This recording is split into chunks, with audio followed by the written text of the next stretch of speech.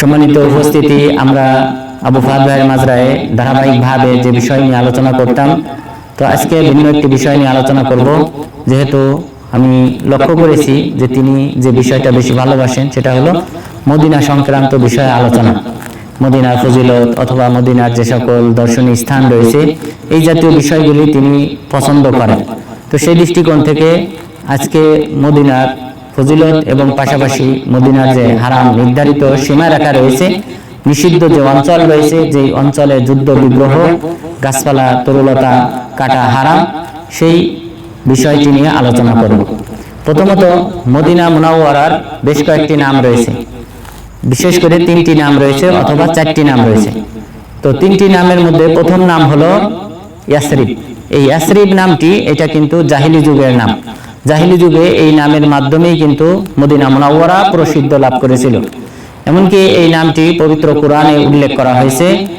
মহান রব্বুল আলামিন মুনাফিকদের সম্পর্কে আলোচনা করতে গিয়ে সেখানে বলেছেন, ইয়া আহলা ইয়াসরিবা লা মুকামা লাকুম ফারজিউ। যে মুনাফিকদের একটি দল তারা বলল মুসলিমদেরকে লক্ষ্য করে যে তোমাদের যুদ্ধের ময়দানে অবস্থান করার প্রয়োজন নেই, তোমরা ফিরে যাও। হে ইয়াসরিবের অধিবাসী, তোমাদের যুদ্ধের ময়দানে অবস্থান করার কোনো প্রয়োজন নেই, তোমরা ফিরে যাও। তাহলে মুনাফিকরা তারা কিন্তু ওহুদ যুদ্ধে তারা প্রথমে রওনা দিয়েছিল মুসলিমদের সাথে।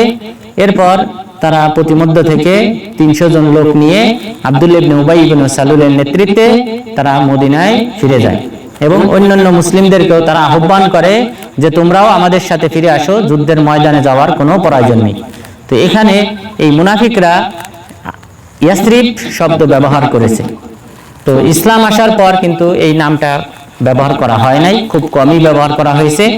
এবং ইসলাম আসার পর যেই নামটা সবচেয়ে বেশি ব্যবহার করা হয়েছে সেটা হলো মদিনা আল মুনাওয়ারা, আলোকময় মদিনা। তো এই মদিনা এই নামটি সবচেয়ে বেশি ব্যবহার হয়েছে এবং এই নামটিও কোরআনে উল্লেখ হয়েছে। মহান রব্বুল আলামিন বলেন, ওয়ামিন আহলিল মাদিনাতি মারাদু আলান নিফাক লা তা'লামুহুম। যে মদিনাদের মধ্য থেকে অনেকেই আছে যে নিফাকির উপর অটল রয়েছে, যাদেরকে আপনি চেনেন না। তাহলে মদিনায় অনেক মুনাফিক রয়েছে, যেই মুনাফিকদেরকে আপনি চেনেন না, তাদের সম্পর্কে আপনি জানেন না। তো এখানে আল্লাহ তাআলা মদিনা শব্দটি ব্যবহার করেছেন। আর রাসূল সাল্লাল্লাহু আলাইহি ওয়াসাল্লাম যে গায়েব জানতেন না, তার অন্যতম একটা দলিল এই আয়াতে মহান রব্বুল আলামিন বললেন যে কে কে মুনাফিক সেটা আপনি জানেন না। তবে রাসূল সাল্লাল্লাহু আলাইহি ওয়াসাল্লামকে পরবর্তীতে আল্লাহ তাআলা কে কে মুনাফিক সেই বিষয়টা তিনি অবহিত করেছিলেন। এবং রাসূল সাল্লাল্লাহু আলাইহি ওয়াসাল্লাম হুযায়ফা ইবনুল ইয়ামান রাদিয়াল্লাহু আনহুকে তিনি জানিয়ে গিয়েছিলেন অমুক অমুক ব্যক্তি মুনাফিক, তবে অন্যান্য ব্যক্তিদেরকে জানাতে নিষেধ করেছিলেন। এই কারণে যখন কোনো একজন মুনাফিক মারা যেত, তখন হুযায়ফা ইবনুল ইয়ামান রাদিয়াল্লাহু আনহু বলতেন আর মাত্র 10 জন মুনাফিক বাকি আছে, আর মাত্র 8 জন মুনাফিক বাকি আছে, এইভাবে বলতেন। কিন্তু তিনি স্পষ্ট করতেন না যে কে কে মুনাফিক। তো মুনাফিকদের সম্পর্কে তাহলে এই আয়াতে উল্লেখ করা হয়েছে এবং মুনাফিকদের সম্পর্কে রাসূল সাল্লাল্লাহু আলাইহি সাল্লাম জানতেন না, সেই বিষয়টা উল্লেখ করা হয়েছে। আর পরবর্তীতে মুনাফিকদের সম্পর্কে আল্লাহ তাআলা তাকে জানিয়ে দিয়েছিলেন, অবহিত করেছিলেন, সেই বিষয়টাও হুযায়ফা ইবনুল ইয়ামান রাদিয়াল্লাহু আনহুর হাদিসে উল্লেখ হয়েছে। তাহলে এই আয়াতে মদিনা শব্দটা ব্যবহার করা হয়েছে। এরপর মদিনার তৃতীয় যে আরেকটি নাম রয়েছে সেই নামটি হলো কি? তৃতীয় নাম কি? প্রথমটা হলো ইয়াসরিব, দ্বিতীয়টা হলো মদিনা মুনাওয়ারা এবং 3 নম্বরটা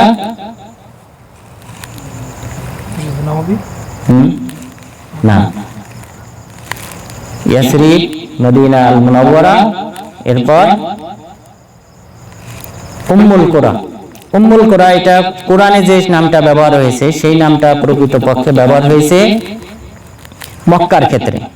তবে কিছু কিছু হাদিসে উল্লেখ করা হয়েছে উমিরতু বিউম্মিল কুরা তাকুলু আল কুরা জামিআ, যে আমাকে হিজরত করার নির্দেশ দেওয়া হয়েছে, আমাকে হিজরত করার নির্দেশ দেওয়া হয়েছে এমন একটা অঞ্চলে, উম্মুল কুরা, যেই অঞ্চলটাকে বলা হয় উম্মুল কুরা তাকুলুল কুরা জামিআ, যেই অঞ্চলটি সকল অঞ্চলকে গ্রাস করে ফেলবে, সকল অঞ্চলের উপর বিজয় লাভ করবে। অর্থাৎ আল্লাহ তাআলা আমাকে হিজরত করার নির্দেশ দিয়েছেন এমন একটা অঞ্চলে, যেই অঞ্চল সকল অঞ্চলের উপর বিজয় লাভ করবে, আর সেটা হলো উম্মুল কুরা। অর্থাৎ এই দৃষ্টিকোণ থেকে এটাকে মদিনাকে উম্মুল কুরাও বলা হয়। অর্থাৎ এখান থেকে ইসলাম সম্প্রসারিত হয়েছে এবং সকল অঞ্চলের উপর বিজয় লাভ করেছে, এবং এটাই ছিল মুসলিমদের খেলাফতের কেন্দ্রবিন্দু। এবং এই কেন্দ্রবিন্দু হিসেবে আলী বিন আবি তালেব রাদিয়াল্লাহু আনহুর যুগ পর্যন্ত ছিল। আলী বিন আবি তালেব রাদিয়াল্লাহু আনহুর প্রথম যুগেও মদিনা মুনাওয়ারা এটাই ছিল মুসলিমদের খেলাফতের কেন্দ্রবিন্দু, কিন্তু পরবর্তীতে তিনি ইরাকে নিয়ে যান। তাহলে ইরাকে তিনি এই মদিনাকে স্থানান্তরিত করে, অর্থাৎ মদিনার যে খেলাফত ছিল সেই খেলাফতটাকে স্থানান্তরিত করে নিয়ে তিনি ইরাকে চলে যান। ইরাক থেকেই মুসলিম বিশ্ব পরিচালনা করেন, কিন্তু পরবর্তীতে আলী রাদিয়াল্লাহু আনহু মারা যাওয়ার পর মুআবিয়া ইবনে আবি সুফিয়ান রাদিয়াল্লাহু আনহু তিনি শাম দেশ থেকে এই ইসলামী রাষ্ট্র পরিচালনা শুরু করেন। পরবর্তীতে আব্বাসীয় খলিফারা যারা পরবর্তীতে খিলাফত গ্রহণ করেন, তখন তারা পুনরায় আবার ইরাক থেকেই এই মুসলিম বিশ্ব পরিচালনা শুরু করেন। তাহলে প্রথম পর্যায়ে যে ইসলামের কেন্দ্রবিন্দু ছিল সেটা ছিল মদিনা, এবং এই মদিনা থেকেই কিন্তু বাকি সকল অঞ্চলের উপর বিজয় লাভ করা হয়। তো সেই দৃষ্টিকোণ থেকে এটাকে উম্মুল কুরা বলা হয়। এরপর মদিনার যে সীমারেখা রয়েছে, যে নিষিদ্ধ অঞ্চল রয়েছে, আমরা সবাই সর্বদা এই শব্দটা ব্যবহার করি যে হারাম শরীফে আছি, হারাম শরীফে যাব। তো এই হারাম শব্দটার অর্থ কি? তো মক্কা এবং মদিনা এই দুই অঞ্চলেই দুইটাকেই হারাম বলা হয়। হারামাইন আর শরীফাইন, সম্মানিত দুইটি নিষিদ্ধ অঞ্চল। হারাম মানে নিষিদ্ধ, নিষিদ্ধ অঞ্চল, অর্থাৎ এই অঞ্চলগুলিতে বিশেষভাবে অন্যায় অশ্লীল কাজ করা যাবে না। অন্যান্য অঞ্চলেও নিষিদ্ধ, কিন্তু এই সকল অঞ্চলে বিশেষভাবে নিষেধ করা হয়েছে, এই কারণে এটাকে নিষিদ্ধ অঞ্চল বলা হয় অথবা সম্মানিত অঞ্চল বলা হয়। তো এই হারাম শরীফের একটা নির্ধারিত সীমা রয়েছে। মক্কার ক্ষেত্রেও একটা নির্ধারিত সীমা রয়েছে, মদিনার ক্ষেত্রেও একটা নির্ধারিত সীমা রয়েছে। তো আমাদের আলোচ্য বিষয় যেহেতু মদিনার হারাম নিয়ে, তো সুতরাং আমরা সেই পয়েন্ট নিয়েই কথা বলবো। প্রথমত দক্ষিণ থেকে নিয়ে উত্তর পর্যন্ত, দক্ষিণ থেকে নিয়ে উত্তর পর্যন্ত যেই অঞ্চলটাকে হারাম করা হয়েছে সেটা হলো আইর পর্বত থেকে নিয়ে উত্তরের সাউর পর্বত পর্যন্ত। এই দুটি পর্বতের মাঝের যে অঞ্চল, সেই অঞ্চলটাকে নিষিদ্ধ অঞ্চল হিসেবে আখ্যায়িত করা হয়েছে, সম্মানিত অঞ্চল হিসেবে আখ্যায়িত করা হয়েছে। এই অঞ্চলের মধ্যে যুদ্ধ বিগ্রহ করা যাবে না। তাহলে মসজিদে নববী থেকে দক্ষিণে 8.5 কিলোমিটার দূরে যে জাবালে আইর অবস্থিত, সেই জাবালে আইর থেকে সীমারেখা শুরু। তাহলে জাবালে আইর থেকে নিয়ে শুরু করে হারাম করা হয়েছে জাবালে ওহুদের পিছনে সাউর নামক একটা ছোট পাহাড় রয়েছে। আপনারা হারাস আল ওয়াতানি চেনেন, তো হারাস আল ওয়াতানি যেই হাসপাতাল রয়েছে এর পাশে ওখানে ছোট একটা পাহাড় রয়েছে। তো এই সাইডের এই পাহাড়টা পর্যন্ত নিষিদ্ধ অঞ্চল বা হারাম অঞ্চল। তো তাহলে মসজিদে নববী থেকে উত্তরে 8 কিলোমিটার, অর্থাৎ জাবালে সাউর যেটা রয়েছে সেই জাবালে সাউরটা হলো 8 কিলোমিটার। তাহলে এই 8.5 কিলোমিটার হলো দক্ষিণে আর 8 কিলোমিটার হলো উত্তরে। এটা হলো আমরা উত্তর দক্ষিণ পেলাম যে এই অঞ্চলটা হারাম, নিষিদ্ধ অঞ্চল। এখন বাকি রয়েছে পূর্ব থেকে নিয়ে পশ্চিম অঞ্চল পর্যন্ত। তো পূর্ব এবং পশ্চিম অঞ্চলের যে অঞ্চলটা হারাম করা হয়েছে সেই অঞ্চলটা হলো হাররা শারকিয়া এবং গরবিয়া। হাররা শারকিয়াতে অবস্থিত যে হাররা, হাররা বলা হয়, আপনারা জানেন আগ্নেয়গিরি, আগ্নেয়গিরি বের হলে যে আগুনের লাভা বেরিয়ে আসে, ওই লাভা থেকে কিন্তু কালো পাথরের মতো শক্ত পাথর তৈরি হয় পরবর্তীতে। তো মদিনার এরকম দুইটি আগ্নেয়গিরি, মৃত আগ্নেয়গিরি ছিল যেখান থেকে এই কালো পাথর বের হয়েছিল, এবং সেই কালো পাথরময় অঞ্চলকে বলা হয় হাররা। আর এটা ছিল দুইটি, একটা হলো পূর্বাঞ্চলে আর একটা ছিল পশ্চিমাঞ্চলে। পূর্বাঞ্চলে যেটা ছিল সেটাকে বলা হয় হাররা ওয়াকিম। হাররা ওয়াকিম, এই হাররা ওয়াকিম আপনারা বর্তমানে যে রেল স্টেশন রয়েছে এই রেল স্টেশনের ওই পাশে, এখান থেকেই শুরু হয়েছে এই অঞ্চলটা। এখানে কিন্তু এই কালো পাথর ছিল। তো এই হাররা ওয়াকিম থেকে নিয়ে শুরু করে হাররা ওয়াবারা, পশ্চিমে একটা হাররা রয়েছে, সেটা হলো মদিনা ইসলামিক ইউনিভার্সিটি। আপনারা দেখেছেন এই মদিনা ইসলামিক ইউনিভার্সিটির এই সাইডে হাররা ওয়াবারা নামে একটা আগ্নেয়গিরির অঞ্চল ছিল। সেই অঞ্চলটাকে হাররা ওয়াবারা বলা হয়, হাররা গরবিয়া বলা হয়। তো এই দুই অঞ্চলের মাঝের যে অংশটা সেটা হলো নিষিদ্ধ অঞ্চল এবং এই অঞ্চলটাই হলো সম্মানিত অঞ্চল। এর সপক্ষে দলিল হলো রাসূল সাল্লাল্লাহু আলাইহি ওয়াসাল্লাম বলেন, ইন্নী হারামতুল মাদিনাতা মা বাইনা লাবাতাইহা, আমি মদিনাকে হারাম করলাম দুই হাররার মাঝের অঞ্চলকে। দুই হাররা বলতে হাররা ওয়াকিম এবং হাররা ওয়াবারা নামক যে দুইটি হাররা তথা কালো পাথর বিশিষ্ট অঞ্চল রয়েছে, এই দুই অঞ্চল আমি হারাম করলাম। আর এটা হলো 6 কিলোমিটার ব্যাপী, মসজিদে নববী থেকে পূর্ব দিকে 6 কিলো এবং পশ্চিম দিকে 6 কিলো। তাহলে এই হলো দৈর্ঘ্য এবং প্রস্থ, আর সব মিলে হয় 12 মাইল। 12 মাইল সম্পূর্ণ অঞ্চল, যে অঞ্চলটা রয়েছে এই অঞ্চলটার মধ্যে যুদ্ধ বিগ্রহ করা হারাম, এখানকার গাছপালা কাটা হারাম এবং এখানকার যে সকল পশু রয়েছে সেই সকল পশু শিকার করা হারাম। তাহলে এই হলো 12 কিলোমিটার। এরপর আইর এবং সাউর পর্বত সম্পর্কে রাসূল সাল্লাল্লাহু আলাইহি ওয়াসাল্লাম বলেছেন, আল মাদিনাতু হারামুন মা বাইনা আইরিন ইলা সাউর, যে মদিনাটাকে আমি হারাম করলাম আইর পর্বত থেকে নিয়ে সাউর পর্বত পর্যন্ত। আইর এবং সাউর পর্বত কিন্তু মক্কাতেও আছে, তবে এখানে উদ্দেশ্য হলো মদিনার যে আইর এবং সাউর পর্বত রয়েছে। আইর পর্বতটা আপনারা সবাই চেনেন, মিকাত মসজিদ। মিকাত মসজিদের বাম পাশে যে পাহাড়টা, ওই পাহাড়টাই হলো আইর পর্বত। তো এই আইর পর্বত থেকে নিয়ে জাবালে উহুদের পিছনে ছোট একটা পাহাড় রয়েছে সাউর নামক পাহাড়, এই পাহাড় পর্যন্ত এই অঞ্চলটা হলো নিষিদ্ধ অঞ্চল। তাহলে 12 মাইল অথবা 15 কিলোমিটার ব্যাপী এই অঞ্চলটা হলো নিষিদ্ধ অঞ্চল, এটাকেই হারাম বলা হয়, হারাম শরীফ বলা হয়। তাহলে এই হারাম শরীফের ফজিলত কি বা এইখানকার করণীয় কি? এই হারাম শরীফের অর্থই হলো যে এই অঞ্চলে কোনো প্রকার অন্যায় অশ্লীল কাজ করা যাবে না। এখানে কোনো ধরনের গাছপালা তরুলতা ইত্যাদি কাটা যাবে না। এখানে রক্তপাত ঘটানো যাবে না, মানুষ হত্যা করা যাবে না। যদি কেউ করে তাহলে অন্যান্য অঞ্চলের তুলনায় এখানকার অপরাধটা হলো গুরুতর, জঘন্য, আরো বেশি অপরাধযোগ্য। তো এই ব্যাপারে দলিল হলো রাসূল সাল্লাল্লাহু আলাইহি ওয়াসাল্লাম বলেছেন, আল্লাহ ইউহরাক ফিহা দাম, এখানে কোনো প্রকার রক্তপাত ঘটানো যাবে না, এবং ওয়ালা ইউহমালু ফিহা সিলাহ, এখানে কোনো প্রকার অস্ত্র বহন করা যাবে না। তাহলে এই হারামের এই সীমানার মধ্যে অস্ত্র লিখিতাল, যুদ্ধের জন্য, মানুষ হত্যার জন্য অস্ত্র গ্রহণ করা যাবে না, অস্ত্র বহন করা যাবে না। তাহলে অস্ত্র নিয়ে মুসলিমদেরকে ভয় দেখানো যাবে না এবং এই নিষিদ্ধ অঞ্চলের মধ্যে অস্ত্র নিয়ে প্রবেশ করা যাবে না। তো সেই দৃষ্টিকোণ থেকে পুলিশরা এবং অন্যান্য নিরাপত্তা বাহিনী যারা রয়েছে তাদেরও উচিত অস্ত্র ব্যবহার না করা। তবে যদি একান্ত কোনো আশঙ্কা থাকে আক্রমণের, তাহলে সেই ক্ষেত্রে তারা শুধুমাত্র ব্যবহার করতে পারে, অন্য কোনো ব্যক্তি অস্ত্র নিয়ে এই হারামের সীমানার মধ্যে প্রবেশ করবে না। এরপর রাসূল সাল্লাল্লাহু আলাইহি ওয়াসাল্লাম আরো বলেছেন, ওয়ালা তুখবাতু শাজারুহা ইল্লা লিআলফ, এবং এখানকার কোনো গাছপালা কাটা যাবে না, তবে শুধুমাত্র যদি পশুদের খাবার হিসেবে যদি কোনো গাছের পাতা অথবা ঘাস এগুলি তোলা হয় তাহলে ভিন্ন। তাহলে পশুদের খাবার হিসেবে ব্যবহার করা যাবে, এছাড়া অন্য কোনো উদ্দেশ্যে কোনো গাছপালা তরুলতা এবং গাছের পাতা এগুলি কোনো কিছুই ছিঁড়া যাবে না এই নিষিদ্ধ অঞ্চলে।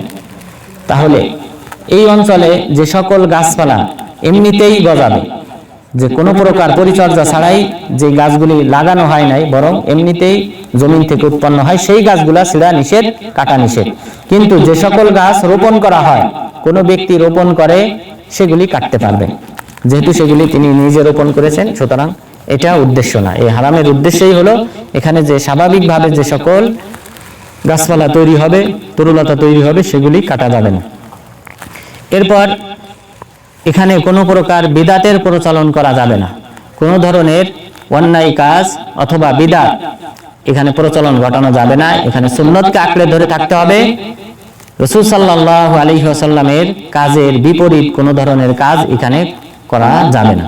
রাসূল সাল্লাল্লাহু আলাইহি ওয়াসাল্লাম বলেন, লা ইউকতাউ শাদারুহা ওয়ালা ইউহদাসু ফিহা হাদাথ, মান আহদাথা ফিহা হাদাথান ফাআলাইহি লানাতুল্লাহি ওয়াল মালাইকাতি ওয়ান নাসি আজমাইন, যে এই নিষিদ্ধ অঞ্চলের গাছপালা কাটা যাবে না এবং এখানে কোনো প্রকার বিদাতের প্রচলন ঘটানো যাবে না। যদি কেউ এখানে বিদাতের প্রচলন ঘটায় তাহলে তার উপর আল্লাহ তাআলার অভিশাপ ফেরেশতাদের অভিশাপ এবং সমগ্র মানব জাতির অভিশাপ। এখন 750 কোটি মানুষের অভিশাপ, যে ব্যক্তি মদিনার এই নিষিদ্ধ অঞ্চলের মাঝে বিদআত করবে। তবে আমরা যতটুকু জানি যে এই কুবা রোডে নানান ধরনের বিদআতের প্রচলন রয়েছে। এই কুবা রোডে এখানে বিদআতীদের আলাদা বিশেষ বৈঠক হয়। পাশাপাশি এখানে নাকি আরো অন্য অনেক ধরনের অনৈতিক কাজ হয়।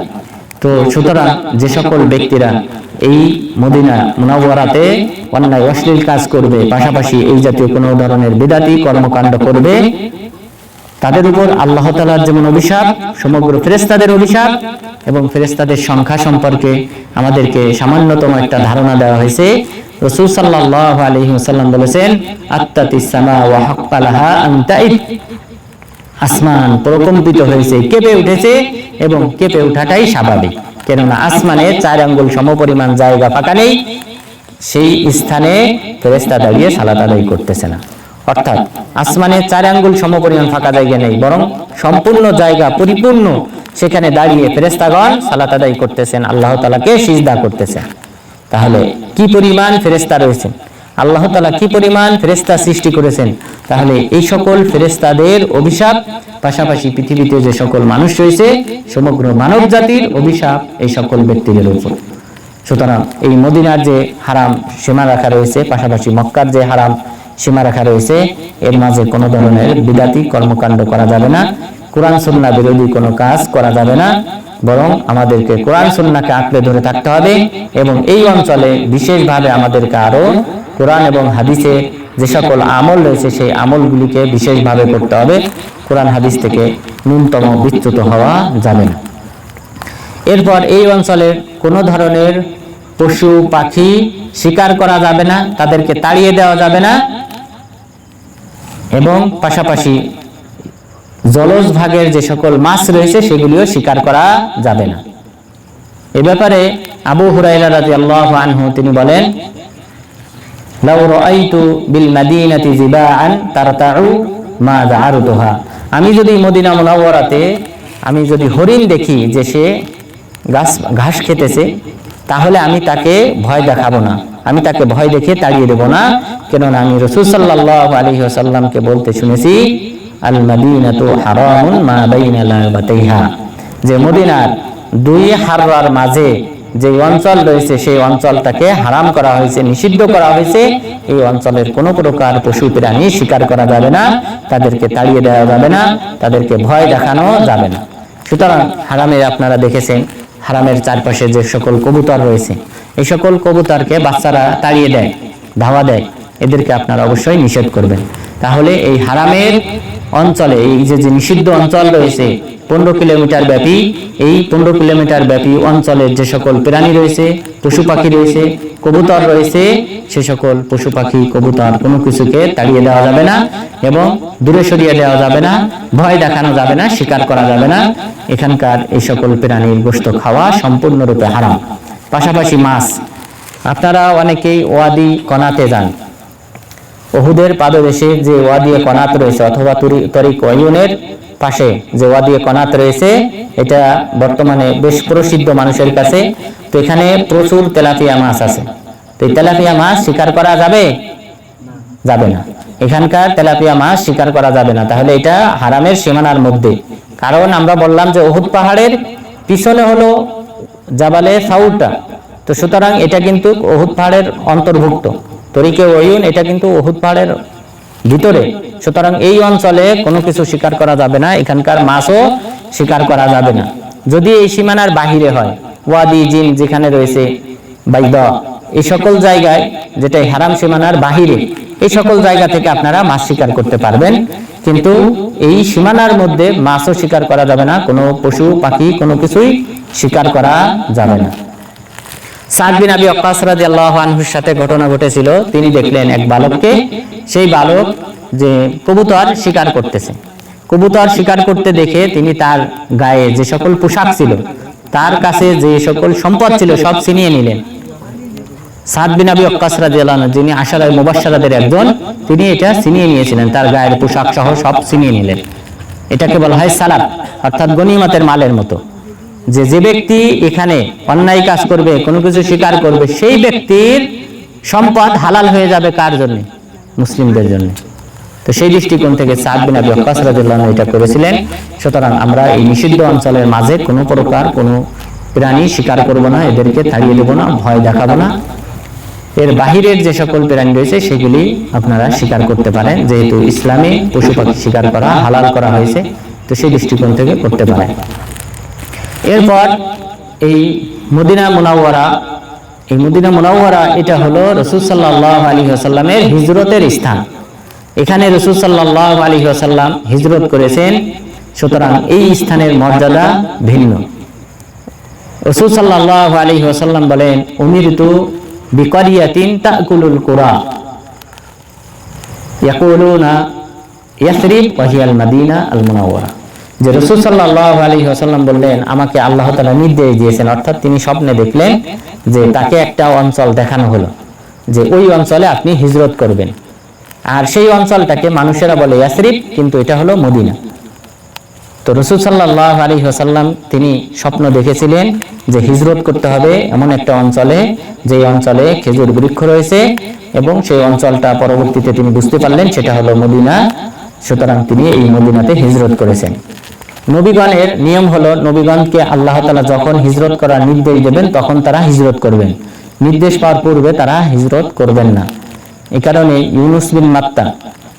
ইউনুস বিন মাত্তা আলাইহিস সালাম তিনি যখন তার কওমের লোকদেরকে ছেড়ে চলে গেলেন, সাগর পাড়ি দেওয়ার উদ্দেশ্যে তিনি নৌকায় উঠলেন, এবং এক সময় তাকে এই সাগরে নিক্ষেপ করা হলো, তিনি মাছ তাকে গিলে ফেলল। তো এখানে কিন্তু ইউনুস আলাইহিস সালাম তিনি কিন্তু আল্লাহ তাআলার অনুমতি পাওয়ার পূর্বেই বের হয়েছিলেন। তিনি যখন দেখলেন যে আসমানে শাস্তি এসে গেছে, মেঘমালা কালো হয়ে ঘিরে ধরেছে তার কওমকে, যে কোনো সময় আসমান থেকে শাস্তি এসে এই সকল লোকদেরকে ধ্বংস করা হবে, তিনি এই আলামত দেখে তিনি বের হয়ে গেলেন। নিয়ম হলো আল্লাহ তাআলা যখন বলবেন তুমি বের হও, তখন তিনি ওই এলাকা ছেড়ে হিজরত করবেন, বের হবেন। কিন্তু তিনি যদিও এই ভুলটা করেছিলেন, কিন্তু তবুও এটা কিন্তু ওই উম্মতের জন্য রহমত ছিল। তিনি বের হয়ে যাওয়ার পর তিনি সাগরে, ঠিক আছে, তিনি মাছ তাকে গিলে ফেলেছে, কিন্তু এদিকে কি হলো, এদিকে এই কওমের লোকজন তখন তারা ইউনুস আলাইহিস সালামকে খুঁজতে শুরু করলো। যখন তারা দেখলো মেঘমালা আমাদেরকে ঘিরে ফেলেছে, এখন আমাদের উপর শাস্তি বর্ষিত হবে, এখন আমাদের আর মুক্তির কোনো উপায় নেই, তখন তারা সকলে তখন ইউনুস আলাইহিস সালামকে খুঁজতে শুরু করলো যে আমরা আল্লাহ তাআলার কাছে তওবা করব, ইসলাম গ্রহণ করব। তখন আল্লাহ তাআলা কি করলেন, এই শাস্তিটা তুলে নিলেন। যেহেতু নবী নেই, রহমত স্বরূপ আল্লাহ তাআলা এদের উপর থেকে শাস্তিটা তুলে নিলেন। এটা একমাত্র নজির, দৃষ্টান্ত, যেটা অন্য কোন নবীর ক্ষেত্রে ঘটেনি, যে শাস্তি আসার পর শাস্তি দেওয়া হয় নাই, এটা কিন্তু শুধুমাত্র ইউনুস আলাইহিস সালামের ক্ষেত্রে ঘটেছিল। সুতরাং এখানে ইউনুস আলাইহিস সালাম তিনি যদিও তিনি একটা ভুল করেছিলেন, কিন্তু এই ভুলটাই কিন্তু এই উম্মতের জন্য রহমত হিসেবে দেখা দিয়েছিল, কেননা এই উম্মতের লোকজন পরবর্তীতে ইসলাম গ্রহণ করার সুযোগ পেয়েছিলেন, এবং তাকে পাঠানো হয়েছিল 1 লক্ষের উপরে লোকদের কাছে তাকে নবী হিসেবে পাঠানো হয়েছিল। তাহলে বিশাল একটা উম্মত, তারা কিন্তু পুনরায় ঈমান আনয়ন করার সুযোগ পেয়েছিল। তো আমাদের নবী মুহাম্মদ সাল্লাল্লাহু আলাইহি ওয়াসাল্লামকে আল্লাহ তাআলা যখন হিজরত করার অনুমতি দিলেন, তখন তিনি এই মদিনাতে হিজরত করলেন। তাহলে এটা হলো হিজরত করার অন্যতম স্থান। এবং তিনি বললেন তাকুলুল কুরা, যে আমাকে এমন একটা অঞ্চলে হিজরত করতে বলা হয়েছে যেই অঞ্চল সকল অঞ্চলের উপর বিজয় লাভ করবে, সকল অঞ্চলকে গ্রাস করে ফেলবে। এবং তাই হয়েছে। মদিনাতে রাসূল সাল্লাল্লাহু আলাইহি ওয়াসাল্লাম আসার পর যেই মক্কা থেকে তাকে বের করে দেওয়া হয়েছে, সেই মক্কাও তিনি বিজয় করেছেন। 8ম হিজরিতে মক্কা বিজয় করেছেন, এরপর হুনায়ন, এরপর অন্যান্য অঞ্চল তিনি বিজয় করেছেন।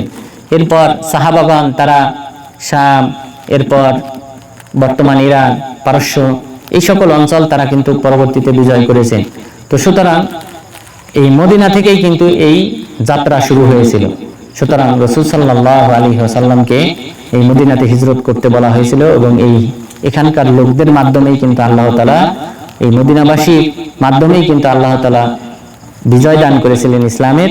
সুতরাং এই অঞ্চলটার গুরুত্ব অপরিসীম, এবং মুসলিমদের ইতিহাসে এই মদিনা মুনাওয়ারার গুরুত্ব চিরদিন চিরস্মরণীয় হয়ে থাকবে। এরপর এই মদিনা মুনাওয়ারা হলো এমন একটা অঞ্চল, যেই অঞ্চলে রয়েছে রাউযাতুম মিন রিয়াজিল জান্নাহ, আল্লাহ তাআলার জান্নাতের একটা টুকরা রয়েছে এই মদিনাতে। রাসূল সাল্লাল্লাহু আলাইহি ওয়াসাল্লাম বলেন, মা বাইনা বাইতি ওয়া মিনবারি রাউযাতুম মিন রিয়াজিল জান্নাহ ওয়া মিনবারি আলা হাউজি। এটা একটা মহান হাদিস। রাসূল সাল্লাল্লাহু আলাইহি ওয়াসাল্লাম বললেন, আমার ঘর থেকে নিয়ে শুরু করে আমার মিম্বার পর্যন্ত এটা হলো জান্নাতের একটি টুকরা। ওয়া মিনবারি আলা হাউজি, এবং আমার এই মিম্বারটা এটা রয়েছে পরকালে আমাকে যে হাউজ দেওয়া হবে সেই হাউজের উপর। তাহলে চিন্তা করেন, মুমিনদেরকে যে হাউজ থেকে পানি পান করানো হবে, মুমিনদেরকে যে হাউজ থেকে পানি পান করানো হবে কিয়ামত দিবসে, এবং এই পানি যে ব্যক্তি একবার পান করবে সে কিন্তু হাসরের ময়দানে আর তৃষ্ণার্ত হবে না। সেই আবে হায়াত, এই পানি আল্লাহ তাআলা পান করাবেন মুমিনদেরকে, আর সেই স্থানটা হবে রাসূল সাল্লাল্লাহু আলাইহি ওয়াসাল্লামের যে মিম্বার রয়েছে সেই মিম্বারের স্থানে। তাহলে এই মদিনা মুনাওয়ারাতেই কি স্থাপন করা হবে? হাউজ। এই মদিনা মুনাওয়ারাতে রাসূল সাল্লাল্লাহু আলাইহি ওয়াসাল্লামের মিম্বারের এখানেই কিয়ামত দিবসে হাউসটা স্থাপন করা হবে, যে হাউস থেকে উম্মতে মুহাম্মাদীর ব্যক্তিরা তারা পানি পান করবে। সুতরাং এটা কিন্তু বিরাট একটা ফজিলত। তো প্রথম অংশে, এই হাদিসের প্রথম অংশ হলো মা বাইনা বাইতি ওয়া মিনবারি রাউযাতুম মিন রিয়াজিল জান্নাহ, আমার ঘর থেকে নিয়ে, অর্থাৎ আয়েশা রাদিয়াল্লাহু আনহার ঘর, এখানে উদ্দেশ্য আয়েশা রাদিয়াল্লাহু আনহার ঘর।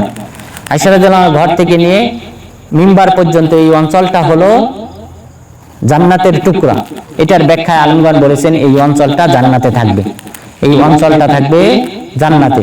এরপর দ্বিতীয় আরেকটা ব্যাখ্যা আলেমগণ করেছেন যে যদি কোনো ব্যক্তি এই অঞ্চলে এসে আমল করে, এই রিয়াজুল জান্নাহে এসে যদি কোনো ব্যক্তি আমল করে, সালাত আদায় করে, কোরআন তেলাওয়াত করে, আল্লাহ তাআলা জিকির করে, তাহলে এই আমল তাকে জান্নাতে নিয়ে যাবে।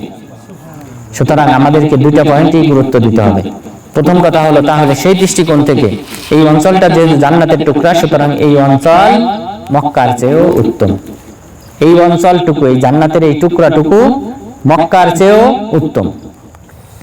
তো সুতরাং এই অঞ্চলে আমরা মাঝে মধ্যে চেষ্টা করব এখানে গিয়ে সালাত আদায় করার। নুসুক অ্যাপ থেকে এখানে বুকিং নিতে হয়, বুকিং নিয়ে সালাত আদায় করতে হয়। তো আপনারা চেষ্টা করবেন এখানে গিয়ে সালাত আদায় করার। যেহেতু দ্বিতীয় ব্যাখ্যা হলো এখানে আমল করলে সেই আমল আমাদেরকে জান্নাতে নিয়ে যাবে, সুতরাং এই ব্যাখ্যাটাও গুরুত্বপূর্ণ, এবং পাশাপাশি এই অঞ্চলটা জান্নাতে থাকবে, সুতরাং এটা হলো শ্রেষ্ঠ স্থান। এবং পাশাপাশি আমরা জানলাম যে এখানেই হাউস স্থাপন করা হবে। তাহলে মানুষের যে হিসাব নিকাশ শুরু হবে কিয়ামত দিবসে, এই হিসাব নিকাশ শুরু হওয়ার পূর্বেই কিন্তু এই হাউস থাকবে। প্রত্যেক নবীকে আল্লাহ তাআলা হাউস দান করবেন। তা আমাদের নবীকে যে হাউসটা দেওয়া হবে সেটা থাকবে এই মসজিদে নববীতে রাসূল সাল্লাল্লাহু আলাইহি ওয়াসাল্লামের মিম্বারের স্থানে। এবং আমাদের দেশে একটা ভুল ব্যাখ্যা রয়েছে মানুষের মাঝে, সেটা হলো হাউজ এবং কাউসারকে আমরা দুইটাকে এক করে ফেলি, হাউজে কাউসার বলি একসাথে। এটা দুই জিনিস। প্রথমটা হলো হাউসটা হলো আল্লাহ তাআলা প্রত্যেক নবীকে হাউস দান করবেন, যেই হাউস থেকে সেই নবীর উম্মতেরা পানি পান করবে। আর কাউসার হলো যেই হাউসটা আল্লাহ তাআলা শুধুমাত্র মুহাম্মদ সাল্লাল্লাহু আলাইহি ওয়াসাল্লামকে দিয়েছেন, যেই হাউস থেকে মুহাম্মদ সাল্লাল্লাহু আলাইহি ওয়াসাল্লাম পানি পান করবেন এবং তার পরিবারের সদস্যরা পান করবেন, তার আলে বাইতের সদস্যরা শুধুমাত্র পানি পান করবেন, সেটাকেই বলা হয় কাউসার।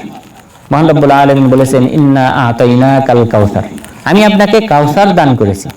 তাহলে এই কাউসারটা আল্লাহ তাআলা বললেন আমি আপনাকে বিশেষভাবে দান করেছি, এটা অন্য কোনো ব্যক্তির জন্য না। সুতরাং তিনি এবং তার পরিবারের সদস্যরা এই কাউসার থেকে পানি পান করবেন, আর উম্মত, সাধারণ উম্মতরা যেটা থেকে পানি পান করবে সেটাকেই বলা হয় হাউস। তাহলে এই হাউসটাও হবে কিয়ামত দিবসে এই বর্তমান মসজিদে নববীতে এবং রাসূল সাল্লাল্লাহু আলাইহি সাল্লামের মিম্বারের স্থানে।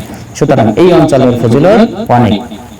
এরপর এই মদিনা মুনাওয়ারা থেকে যেহেতু ঈমান এখানে বিস্তৃত হয়েছে, এখান থেকেই কিন্তু সকল অঞ্চলে, আমাদের মতো বাংলাদেশ যেটা এখান থেকে ৬০০০ কিলোমিটার দূরে অবস্থিত, এই অঞ্চলেও কিন্তু ইসলামটা প্রকৃতপক্ষে মদিনা থেকেই ছড়িয়েছে।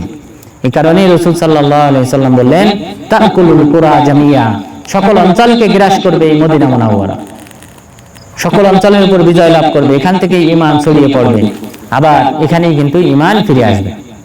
এই মদিনা মুনাওয়ারা থেকে যেভাবে ঈমান ছড়িয়ে ছিটিয়ে সকল অঞ্চলে চলে গিয়েছে, ঠিক অনুরূপভাবে একসময় এখানেই এলেন এবং এই ঈমানটা ফিরে আসবে।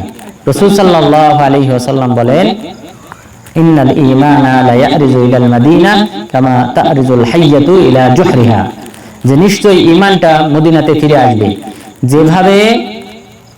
যেভাবে সাপ সারাদিন ঘোরাঘুরি করার পর, খাবার আহরণ করার পর পুনরায় আবার সে তার গর্তে ফিরে আসে, ঠিক অনুরূপ ভাবে ঈমানটাও মদিনাতে ফিরে আসবে। মদিনা থেকে যেহেতু ঈমানটা ছড়িয়ে ছিটিয়ে সকল অঞ্চলে চলে গিয়েছে, আবার এক সময় এই ঈমানটা কিন্তু মদিনাতেই ফিরে আসবে। তার মানে এখানকার মানুষেরা তারা কিন্তু ঈমানের উপর অটল থাকবে, ইলমের উপর অটল থাকবে। কিন্তু আমাদের দেশের কিছু মানুষ দুর্ভাগ্যজনকভাবে তারা কিন্তু এই যে হাজিরা আসে, উমরাকারীরা আসে, তাদেরকে কিন্তু আগে থেকেই বলে দেয় যে এদের কাছ থেকে আপনারা ইলম নেবেন না, এরা যা বলে তা আপনারা শুনবেন না। মসজিদে নববীতে দার্স দেওয়া হয় আরবি ভাষায়, এরপর বাংলা ভাষায় যে সকল দার্স দেওয়া হয় সৌদি আরবের দাওয়া সেন্টারের পক্ষ থেকে, সেগুলি তারা শুনতে নিষেধ করে, কারণ নিজেরা পথভ্রষ্টতার উপর প্রতিষ্ঠিত রয়েছে। এখানে আসার পর মানুষ যখন এই সকল আলোচনা শুনবে, তারা সঠিক দিনের সন্ধান পাবে। এই কারণে এই সকল ব্যক্তিদেরকে বলা হয় তোমরা এদের আলোচনা শুনবে না। এই কারণে মসজিদে নববীতে আপনারা দেখেছেন যে বিভিন্ন সময় দার্স হতো, এখন হয় না। তো এই মসজিদে নববীর ভিতরে যে দার্সটা হতো, সেখানে কিন্তু বাঙালিদের উপস্থিতি সবচেয়ে কম থাকতো।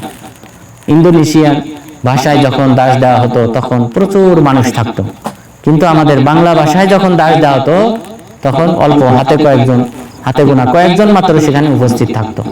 এটা বড় দুঃখজনক বিষয়। তো সুতরাং আমাদের উচিত এই মদিনার ইলম গ্রহণ করা। মদিনা থেকে ইলম ছড়িয়ে ছিটিয়ে পড়েছে, মদিনাতে ইলম থাকবে এবং এখনো আছে। মদিনাতেও এখন যে সকল বড় বড় আলেমগণ রয়েছেন, সেটা হয়তো অন্যান্য দেশে ওরকম ওই মানের আলেম নেই। তো সুতরাং আমাদেরকে এই মদিনার ইলম গ্রহণ করতে হবে। মদিনাতে ঈমান থাকবে, যেহেতু ঈমান মদিনাতে থাকবে, সুতরাং আমাদের চেষ্টা করতে হবে এই মদিনাতে অবস্থান করারও আমাদেরকে আপ্রাণ চেষ্টা করতে হবে। কেননা রাসূল সাল্লাল্লাহু আলাইহি ওয়াসাল্লাম বলেছেন, মান সাবারা আলা লাওয়াইহা কুনতু লাহু শাফিআন আও শাহীদান ইয়াউমাল কিয়ামা। যে ব্যক্তি মদিনার বালা মুসিবতের উপর, মদিনার রোগ ব্যাধির উপর, মদিনাতে যে সকল জ্বর এবং অন্যান্য যে সকল রোগ ব্যাধি রয়েছে, সেই সকল রোগ ব্যাধি এবং দুঃখ দুর্দশার উপর যে ব্যক্তি ধৈর্য ধারণ করে মদিনায় অবস্থান করবে, কিয়ামত দিবসে আমি তার জন্য সুপারিশকারী হব। তাহলে এটা কিন্তু বিরাট একটা ফজিলত যে মদিনাতে কোনো ব্যক্তি যদি থাকে, কিয়ামত দিবসে রাসূল সাল্লাল্লাহু আলাইহি ওয়াসাল্লাম সেই ব্যক্তির জন্য সুপারিশ করবেন। এই মদিনাতে যখন মক্কা থেকে সাহাবাগণ হিজরত করে আসলেন, আয়েশা রাদিয়াল্লাহু আনহা তিনি বলেন, ওয়াহিয়া আউবাউ আরদিল্লাহ, যে মদিনাটা ছিল সবচেয়ে রোগ ব্যাধির দিক থেকে বিখ্যাত। ওই সময় মদিনাতে যখন আমরা আসলাম, সেই সময় মদিনা রোগ ব্যাধির জন্য, বালা মুসিবতের জন্য এটা ছিল বিখ্যাত একটা অঞ্চল, যেখানে যারাই আসতো তারা জ্বরে আক্রান্ত হতো, বিভিন্ন রোগে আক্রান্ত হতো। আয়েশা রাদিয়াল্লাহু আনহা তিনি বলেন, যখন আবু বকর রাদিয়াল্লাহু আনহু এবং রাসূল সাল্লাল্লাহু আলাইহি ওয়াসাল্লাম অন্যান্য সাহাবাগণ তারা যখন মদিনা হিজরত করে আসলেন, ওয়াইকা আবু বকরিন ওয়া বিলাল এবং আবু বকর রাদিয়াল্লাহু আনহু তারা দুইজন জ্বরে আক্রান্ত হলেন। আবু বকর রাদিয়াল্লাহু আনহু তখন তিনি বলতেন যে মানুষের মৃত্যুটা তার জুতার ফিতার চেয়েও নিকটবর্তী। আর বিলাল রাদিয়াল্লাহু আনহু তিনি জ্বরে আক্রান্ত হওয়ার পর তিনি বলতেন যে হাল আরিদনা ইয়াউমান মিয়াহা মাজিন্না, যে আমি কি আর কোনোদিন জীবনে কোনোদিন কি মাজিন্না নামক অঞ্চলের যে পানির ঝর্ণা আছে সেখানে কি আর কোনোদিন অবতরণ করতে পারবো, এই বলে আফসোস করতেন। অর্থাৎ মক্কা যে তিনি ছেড়ে এসেছেন, এই মক্কার যে কিছু স্মৃতি ছিল, মাজিন্না নামক কূপের পাশে তারা যে বসতেন, আড্ডা দিতেন, সেটা তারা ভুলতে পারেন না। এই কারণে বিলাল রাদিয়াল্লাহু আনহু তিনি জ্বরে আক্রান্ত হওয়ার পর তামান্না করতেন যে মক্কায় আবার কবে ফিরবো, মক্কায় কি আর পুনরায় যেতে পারবো কিনা, মাদিনা নামক এই ঝর্ণার পাশে কি আবার কখনো দাঁড়াতে পারবো কিনা, এখানে কখনো কি আর রাত্রি যাপন করতে পারবো কিনা, এইভাবে তিনি তামান্না করতেন।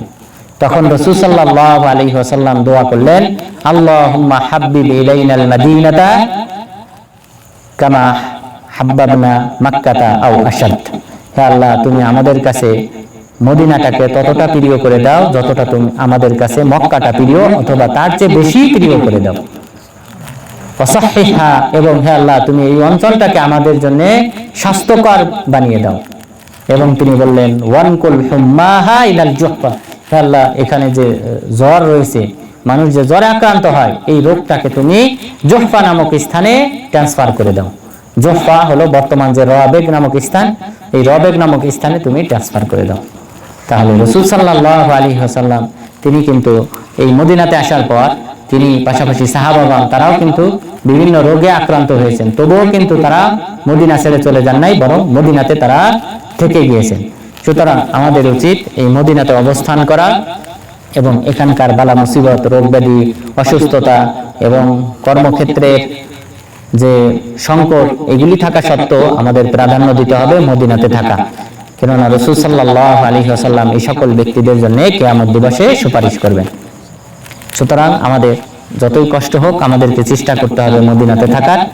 সুতরাং আপনারা যারা অনেকে নিয়ত করেছেন বিভিন্ন অঞ্চল ছেড়ে মদিনাতে চলে এসেছেন যে মদিনাতে থাকবো, তো এখনো হয়তো তেমন কোনো পজিশন তৈরি হয় নাই, তবুও আপনারা চেষ্টা করবেন মদিনাতে থাকার। কেননা ইনশাআল্লাহ আল্লাহ তাআলা এর মাধ্যমে বরকত দান করবেন। বরকতটা আপনারা দুনিয়াতে যদি নাও পান, কিন্তু পরকালে একসময় ইনশাআল্লাহ বরকত পাবেন। এবং এখানে যদি কোনো ব্যক্তি মৃত্যু পর্যন্ত থাকতে চায়, সেই ওসিয়ত রাসূল সাল্লাল্লাহু আলাইহি ওয়াসাল্লাম করেছেন, মান ইসতাতা আইয়ামুতা বিল মাদিনাতি ফালিয়ামুত। তোমাদের মধ্যে কেউ যদি তার পক্ষে যদি সম্ভব হয় তাহলে সে যেন মদিনাতেই মারা যায়।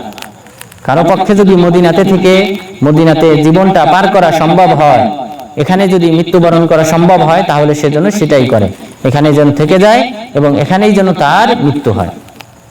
এই কারণে ওমর ইবনুল খাত্তাব রাদিয়াল্লাহু আনহু তিনি বলতেন, তিনি দোয়া করতেন যে আল্লাহুম্মা রযুকনি শাহাদাতান ফি সাবিলিক ওয়াজআল মাউতি ফি বালাদি রাসূলিক।